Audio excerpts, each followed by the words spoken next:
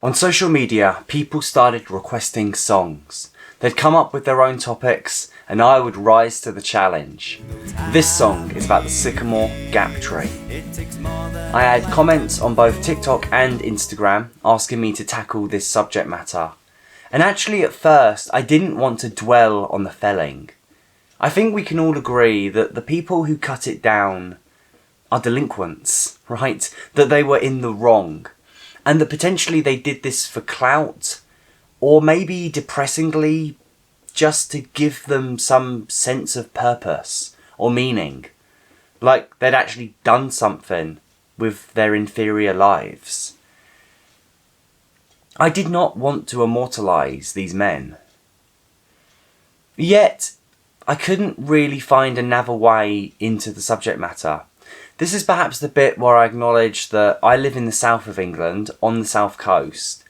I don't have the deep and personal connection to the tree that maybe people in Northumberland or in the north of England have. But I should also stress that I recognise this was something that demanded my respect and my attention.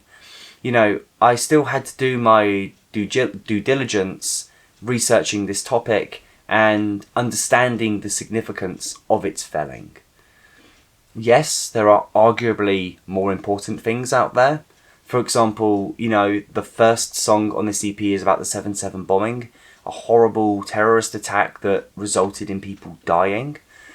But still there is a significance to the felling of this tree.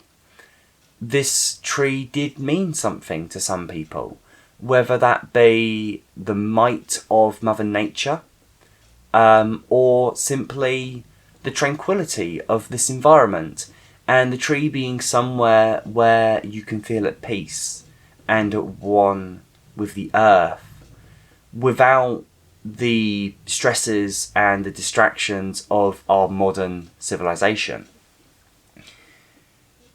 I realised I began feeling something almost existential about this topic.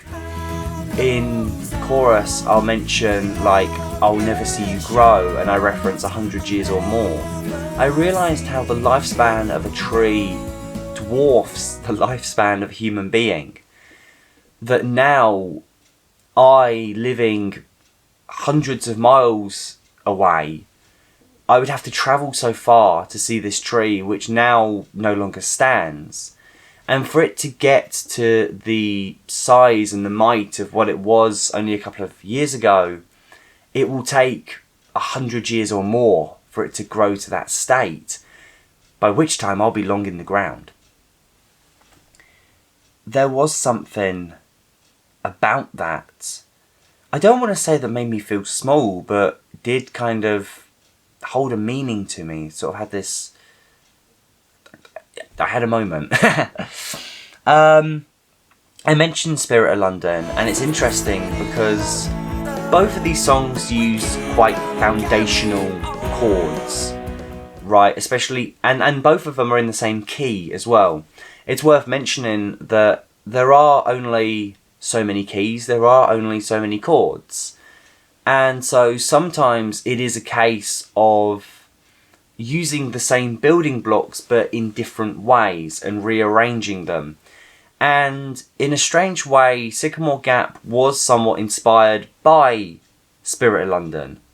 The two songs are different, and I will assert that, but if you were to study the two songs, the core functions and how they work musically, you will then start to see the similarities. It's almost like there's something, dare I say, in the roots of these songs, yes, that's a bad tree pun, that is somewhat similar.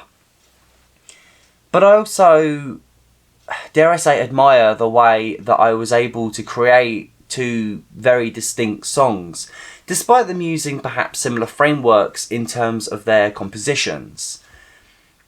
Spirit of London is very much going for like an indie rock, Britpop kind of vibe. It's got more of this kind of like arena rock anthem thing going for it, especially with its chorus. While Sycamore Gap is very much this kind of traditional singer-songwriter song It's in 6/8. It's got that more kind of swaying rhythm to it, which does come a lot from the time signature. In terms of the vocals, I make very different melodic choices with the two songs, despite them being in the same key. And so actually, as I kind of alluded to earlier, it's both something that I quite admire, my own ability to use similar compositional foundations but create two songs that are distinct from one another. And also it's a lesson for myself, right? Artists, big artists, for example, that have long careers, I think at some point realise that there are times that they're going to have to reuse some of the same foundations and some of the same formulas. And then the question is, how do I spin that? How do I make it unique? How do I make it new? And I think on a much smaller scale, I was able to experience that for myself with Spirit of London and then with Sycamore Gap. So overall, I think Sycamore Gap on the surface is a song that talks about the felling of the Sycamore Gap tree, but then on a slightly deeper level, I think addresses mortality and how different the lifespan of a human being is to the lifespan of a tree. I'll quickly mention in the bridge, I kind of look forward to the future. Like, there's something foundational, again there's that word about the tree will always be there, no matter how much our society may evolve. That tree will regrow and it will stand strong and it will be magnificent. And there's something consistent about it, even as our world consistently or constantly changes and evolves. So going back to this sort of conclusion that I'm coming to, we have a sort of traditional song in a singer-songwriter style that uses foundational building blocks of songwriting that deals with the Sycamore Gap topic, but also the idea of how a tree can stay constant and foundational amongst an ever-changing society. Thank you so much for watching this video. I hope you enjoyed it. If you haven't listened to Sycamore Gap, I would love you to check out the song, either on the streamer platforms or you can watch the lyric video here on YouTube. And I very much hope you stick and stay around. And I'll see you in another video.